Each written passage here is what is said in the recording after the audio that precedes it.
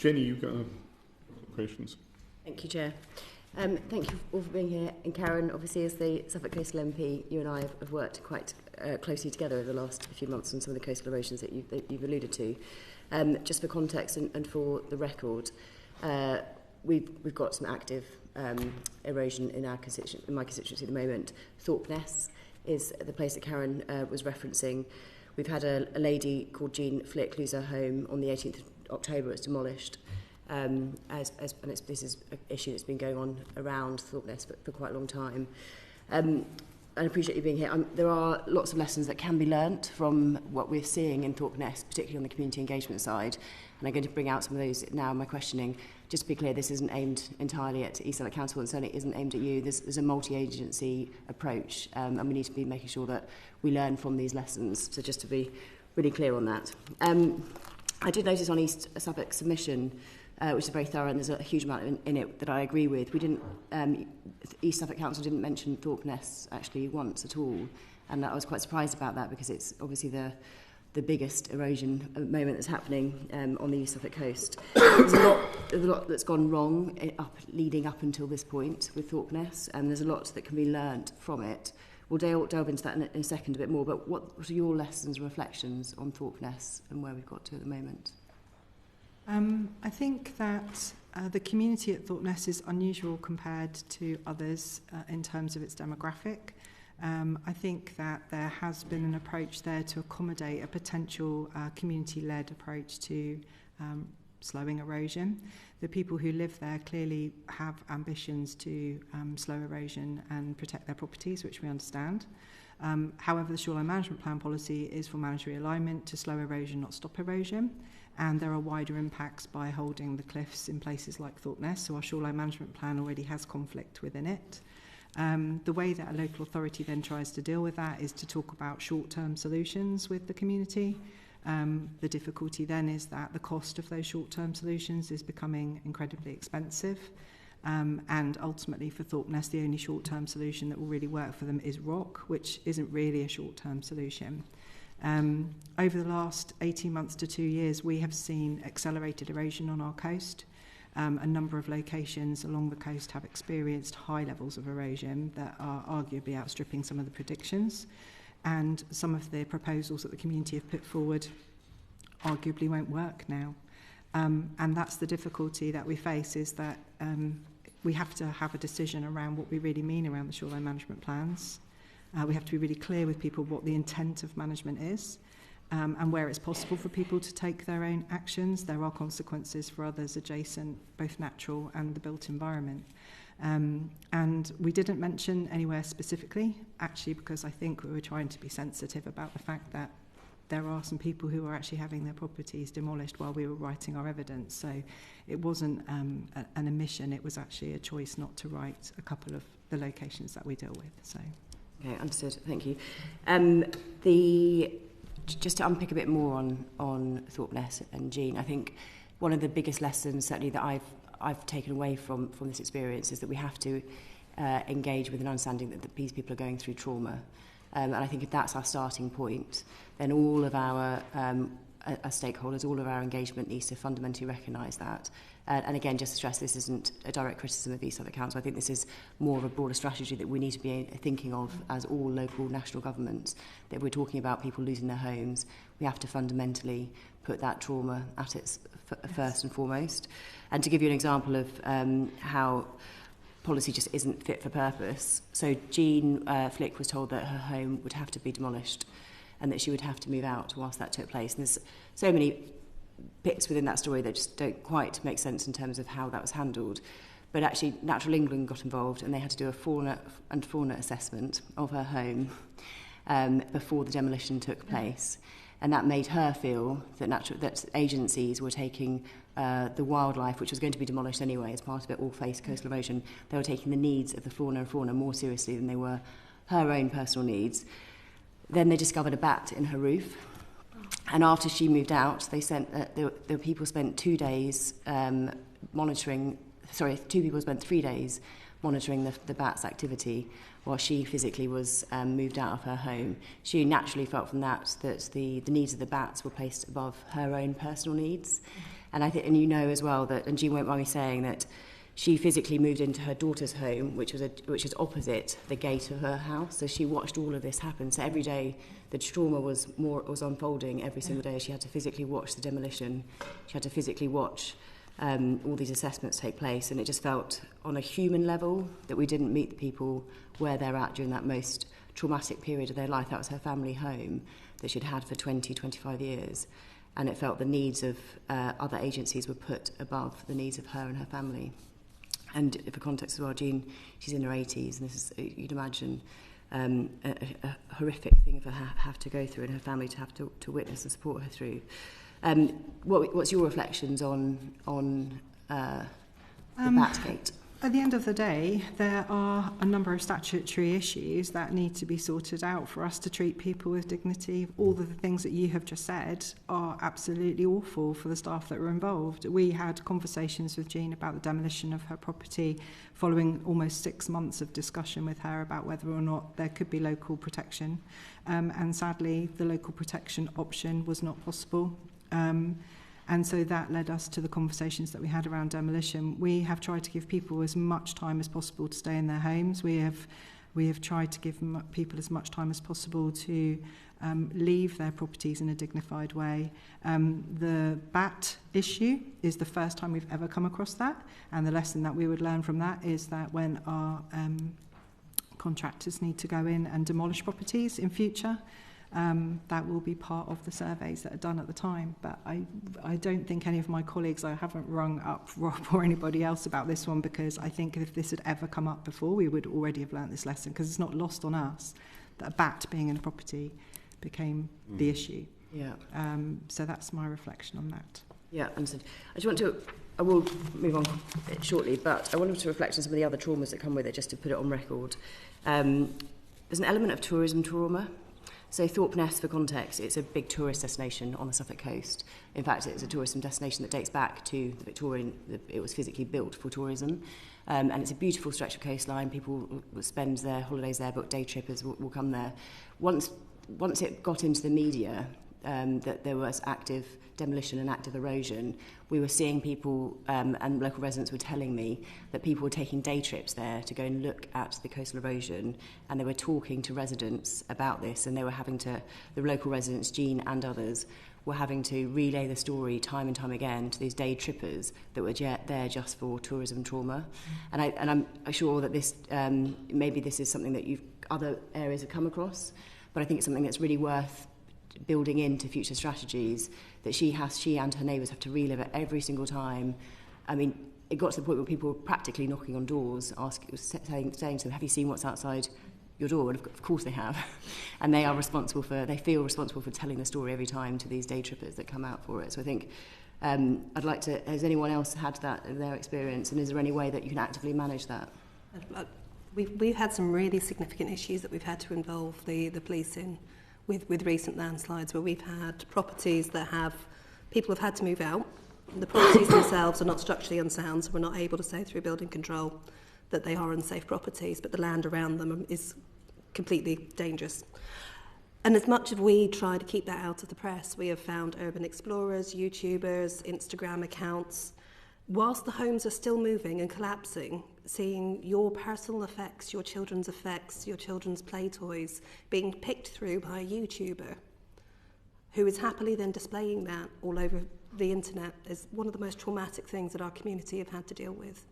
And then their neighbours having their doors knocked on, people breaking into the abandoned house next door in the middle of the night. And there is no safety around this, because it doesn't count as breaking and entering unless they've broken and entered. So we have found it really difficult to help our communities through that trauma, and we need something to help support people through that situation, and to help those properties be secured even when they're in a situation that they're not quite damaged enough to be deemed dangerous buildings, but they are uninhabitable and still have the possessions of residents within them. Yeah. That's absolutely shocking to hear. It's awful. Yeah. As well as sort of tourists and people coming to see, we have very, very frequent press and academics as well. I think it is one of the byproducts of this rise in attempts to progress adaptation and coastal transition, is that there is a lot of interest from academics, there's a lot of interest from the press in it. And we are having to turn people away from making documentaries. We don't do any press around property demolitions to avoid anything. You still get people with drones and making YouTube documentaries and things like that. We've told our there's a limit. We told our contractors for demolition not to talk to anyone, not to allow any drones or anything like that. And then they appeared in one of the documentaries. So there is a limit to what you can do. Yeah. But we do try and keep everything as low key as possible in terms of property demolitions. They're fenced off. We have a proactive approach as well to demolition. So we base it on the maximum loss that we've ever seen in that particular location. Once the cliff gets within that distance of the property, that property is served with a legal notice. And the idea between that is that property might be there for another 5 years if erosion is very slow, but equally it could go overnight because we've seen it go overnight. And the key thing for us is reducing that risk to life.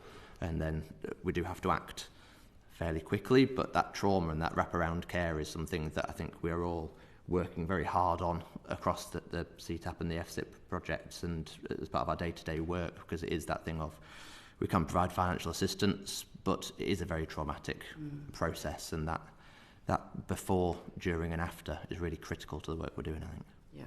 So, I was just to add, actually, through our CTAP project, we have been able to provide some additional sort of wellbeing support to some of our local communities, but also one-to-one support for some individuals as well. Interestingly, it had a mixed response initially from through the media, with the question of why are we spending money on that and perhaps not providing assistance to individuals. We're doing both. But actually, now it's been implemented, we've found it's been really, really valuable and recognised by various community members about the benefits of having that. Is also useful for our team as well to be able to direct people towards that, because we are talking with people who have trauma and challenges around that. So to be able to direct them towards that and know that that support is there is extremely valuable. But I think another key point is that if we're getting to a stage as a nation where properties are being lost over a cliff, and we're having these, really damaging sort of things for the individuals in the media and on YouTube, etc. We need to be more proactive. We need to have real options available to households so they can make decisions earlier and have choices, so that these properties are perhaps managed earlier and individuals have real choices for housing options, etc., that they can take forward. But one size does not fit all. Thank you, Jamie. It's all individual traumas in communities then have an impact on the further engagement. So I think it's absolutely necessary that we understand the very direct individual impact, because it's not just on the individuals. We're going to move on now to look at some of the questions around incident response and recovery. Sarah, can I ask you to read the question? Firstly, I mean, it's absolutely shocking and heartbreaking to hear some of the stories that you've just outlined. I find it actually really traumatising to hear of family homes lost and the impact on communities. There's obviously some... Right now, we've got some questions just finally around the area of appraising coastal risks, and we're going to go back to Jenny for these. Thank you, Chair. Final section, glad to hear. There's a few things that we've been covering off that are particularly interesting. Before I dive into some of the questions around appraising coastal risk, I wonder if you could give me your views on citizen monitoring and the evidence gathering that's happening in our communities. Much like citizen testing for water pollution, in my constituency, a very well organised group of residents in the Thorpeness area are doing their own mapping, their own evidence building, and they'd be very keen to and I know they already share a lot of that data with the council, and the council shares it back vice versa. What's your view on that, particularly from an EA perspective, but I'd welcome your view too. Yeah, well, really welcome hearing more about that, actually.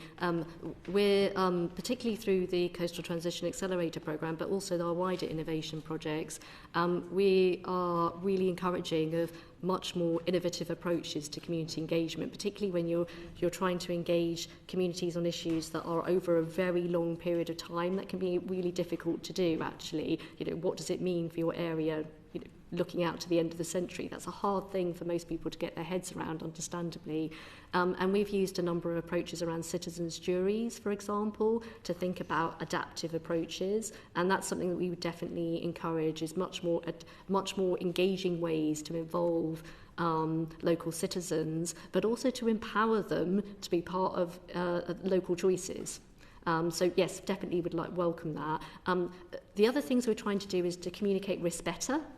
So we have a number of digital tools on gov.uk. We'd like them to be more widely used, actually, because they're freely available, so they don't cost anything, where you can do a postcode search on check your long-term flood risk. You can also check your erosion risk. The same thing, you can just put your postcode in, out pops a map. It shows your shoreline management plan for the area. It shows the erosion risk rates.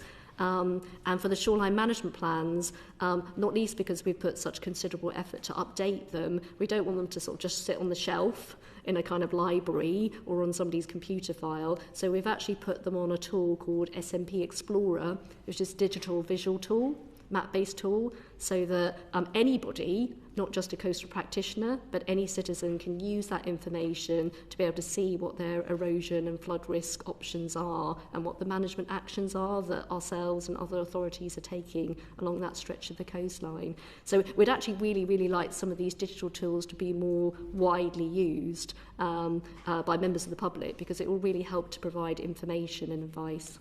Okay, thank you. We are going to come on to that. I want to really push you on the data gathering. So one of the concerns that I have in my interactions with the EA, and I appreciate your more of a strategic oversight, is often there's a lack of urgency when I'm directly engaging with the local EA around some of the issues that we're seeing on our coastal, on coastal erosion. But secondly, when I have a concern, this hasn't happened yet, but I have a concern that actually the residents would put forward their own monitoring, the EA would probably look at that, think it wasn't scrutinised enough or wasn't their data. What's your view on that? What's your response to that? Is there a world in which the EA could work better with local communities, with their monitoring, with their evidence gathering? That's years worth of data. And in this case of Thorpe Ness, they've actually employed through their own funds an external agency to bring a lot of that data, to bring a lot of that evidence, to bring a lot of the future plans to bear. I have a concern that the EA would look at that and say, no, actually we need to do our own, or we need to go back to the drawing board, and wouldn't adopt a sense of urgency with it. I think we're always going to want to look at information of that kind, so we would never reject it in that way. So if by all means, I'm happy to take that away for you and look into your local example. Really happy to do that. When I talk about tools like NAFRA and NSERM, the National Assessment of Flood Risk, and NSERM, whilst they're convened by the Environment Agency, the data and evidence actually comes from many, many local sources already. So for surface water mapping, for example, all of that comes from local authorities, not the Environment Agency. For coastal erosion and other data, that's come from a network of regional monitoring programs that are led by coastal bodies and other academia. So we already use a huge amount of local information alongside the information the Environment Agency has nationally and locally. And we're always looking to get better and better at that. So always keen to learn and always keen to sort of make sure we can innovate in providing the best available data. Yeah, thank you. So going back to what you were talking about a moment ago, sharing the information and making sure it's better communicated. So we've been told that the conveyancing profession really lacks an understanding of the coastal risks, and that's come up time and time again, often leaving home buyers and would-be home buyers completely uninformed. And in fact, in Thorpe Ness, there's a home parallel to the coast, so not Roseback, but literally on the coast, that's just sold, I believe, for 200k. You don't even need to necessarily go on a database. You can just, it blows my mind that anybody visited that property. And thought that was a catch for them. How can the EA better communicate this risk to the sector, specifically the conveyancing sector, and the house sales? How can you communicate better or work better with the sector more widely? Yeah, I actually really understand that frustration, actually, and we've also heard many examples where it's incredibly frustrating, actually, that there's a property at erosion risk, yet somehow it manages to change hands, and the buyer doesn't ever seem to be told that is at erosion risk, even if you might think, well, that's obvious. They're not actually given sort of information to make an informed choice. That is equally frustrating to us, actually. I think we'd like some of the data, we've worked very hard to put all of the data and information open book. So anybody can see their erosion information, they can see their projected rates. We would like more help ourselves, I think, actually, from other parts of government to have greater requirements on mortgage lenders, estate agents, others, other brokers, to be able to actually be required to use some of that information, because it is incredibly short-sighted. There has been some really excellent engagement that Coastwise has done in North Norfolk, actually, with looking at how to engage with conveyancers and others, but actually that's all been very locally driven. So I think some help for the Environment Agency's role is to make sure that our data is completely up to date and we use the best available information. I think probably a frustration for us is that we would actually like it to be greater accounted for by mortgage lenders and other brokers. That's actually true of flood risk as well. Yeah. So it's actually an issue not just in the erosion space, but it is also an issue on flood risk matters more generally. Sorry, Jenny, can I just cut in for a second here? If you buy a house in a former coal mining area, you will be able to go to a register and say there's a risk of subsidence here. If you buy a house in an area where there is naturally occurring radon, you will be able to find that. Why on earth has nobody ever done the same thing for coastal erosion? I think we're just as mystified, Chair, because the information is there. You don't have to pay for it because you can get it on Gov.uk. This is surely a function of government. We hold all these registers in the public interest and for very good reason. And the full declaration of interest here, I was a solicitor a quarter of a century ago, but I didn't do much conveyancing. I know that all these things are there, but not for coastal erosion. Flooding, I can see, might be a slightly different dynamic. I think I noticed my colleague referred to in a moment just now that there's actually a current live government consultation going on at the moment on the kind of search information for in the absence properties. of doing anything useful, we can always have a consultation. Right, Jenny. Well, that's a government consultation, Chair, but that is an opportunity for colleagues in MHCLG to have a look at this and actually ensure that signposting is made more clearly. Okay, sorry, Jenny. Which would have that responsibility for? My understanding is at MHCLG, but if there was to be an open source database for sales, in terms of setting requirements for property searches, I think, and to better account for erosion risks. Imagine that is a gap.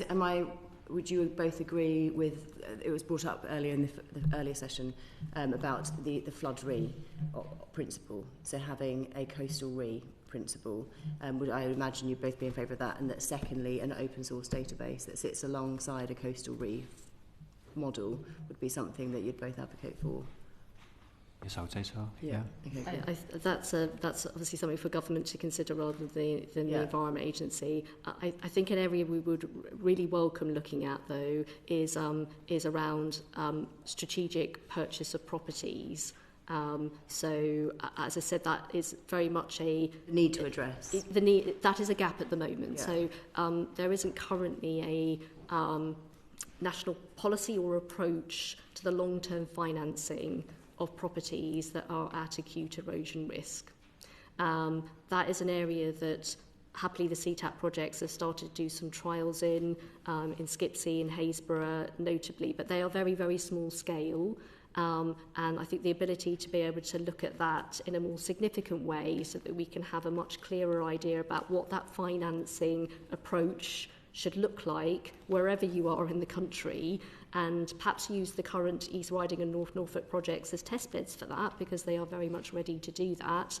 That could set out a sort of national approach, which would be, I think, very, very welcome, and that is a gap at the moment. We've got 1 minute left. Very quick question. Hopefully a quick answer. Yes or no would be great if possible. DEFRA is proposing to reform the EFRA capital investment programme so that all projects under 3 million are funded. Do you think the EA is sufficiently resourced to allow that fund to be allocated sufficiently within the prioritisation of that fund? Yes, because we've helped to develop the policy with DEFRA. So it was on largely on the Environment Agency's advice and our practical experience working with partners that we encourage projects that are smaller, so under 3 million, to be fully funded. And that's to speed them up and get them to delivery a lot faster, so that we can help communities a lot faster. So it's really great news that some of those smaller projects will now be eligible for funding, and that's nature-based solutions, property flood resilience. It's all things in the whole gamut of flood and coastal erosion risk management, and we're really looking forward to delivering that from April. Maybe just to the changes don't necessarily make implementation more labor intensive, so it doesn't in that sense have to add more resource. Just a point to make, the smaller schemes under 3 million, they are rare on the coast, so that in itself doesn't necessarily help the coast, and that is one of the challenges as we see how the program pans out, how that will work out for coastal projects. Could I just very quickly say, just very quick, because it's very relevant to your question, this inquiry, one of the other provisions that was made with the changing the funding rules is government has set a number of strategic objectives. This is beyond value for money that your colleague was just asking me about strategic priorities. One of those is around deprivation. And when you look at properties at erosion risk, currently 60% of those are in the lowest deciles of deprivation, so the most disadvantaged areas. So the fact that the government has made deprivation a strategic priority will mean that through our prioritisation of our programme, and how we balance our funding across the country, we will be factoring in the importance of coastal erosion and deprivation very explicitly. So that is for sure a benefit that will help coastal communities, particularly on an erosion perspective. We have come to the conclusion of the questioning for today. I think we've still got some way to go with an inquiry, though. You'll understand DEFRA is the department that we are charged by Parliament to scrutinise, and DEFRA is a massive department in terms of the range and nature of subjects that it covers. So we can't go over every aspect of the department's work in the minute detail that we might necessarily want. We have to be selective, but I think this morning's evidence session has been enormously impactful, and it has justified, I think, the suggestion from Jenny and others on the committee that this was a necessary and appropriate subject for the committee to be investigating. So you will hear further from us. There will be a report in due course, and it will be very much informed by the evidence that we heard from yourselves and from the earlier panel. But for the moment, with our gratitude, I will conclude the session. Order, order.